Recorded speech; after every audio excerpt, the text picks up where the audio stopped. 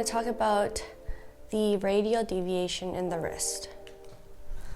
So radial deviation is this movement or this motion. So essentially, I'm going towards the radial side of my arm with my wrist without using any compensatory patterns. As you can see, my range or the angle that I'm at is not very good compared to my ulnar deviation.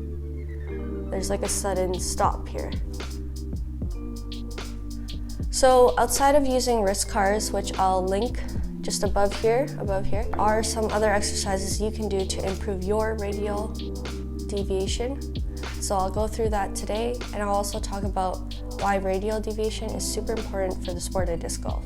Also, because we do have opposable thumbs, we are using that joint a lot more because we rely on it for everyday things. Another reason for this lack of mobility on your radial side is because we are constantly on our phones. So when you're on your phone, you're kind of like this, or if it's just the one hand, there is a lot of tension here if you are holding a bigger phone.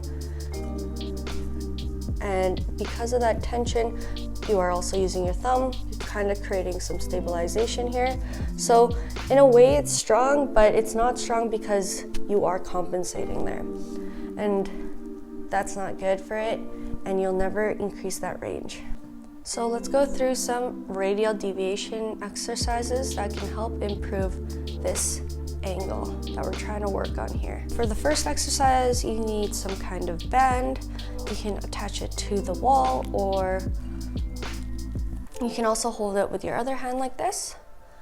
And what you're gonna do here is we are going to be quite explosive on the concentric portion of the movement and slow it down and controlled on the eccentric portion of the movement. So here's what I'm talking about. So stay flat, keep your elbow tight to your body here, and only use your wrist for this exercise. So what you're gonna do is radial deviate as fast as you can. So this is the concentric portion. So you're gonna radial deviate here, as fast as you can and as far as you can.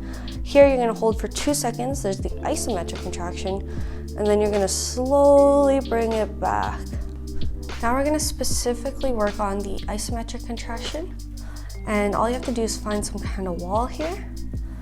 And what we're gonna do is stay flat on the wall, keeping your elbow tucked, trying to isolate just the wrist, and you're gonna push and radial deviate against the wall. As you can see, there's not a lot going on here, but you can see my hand shake just a little bit because it's not strong at all. And holding this isometric contraction, you could hold it for 20 seconds and see how that goes and do 5 reps.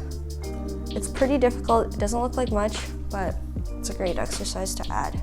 So another exercise you can do is this kind of, I would call it a wrist bicep curl.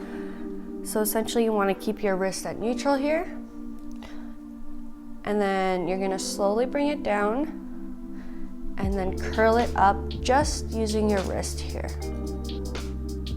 Hold for a bit, slowly bring it down and curl.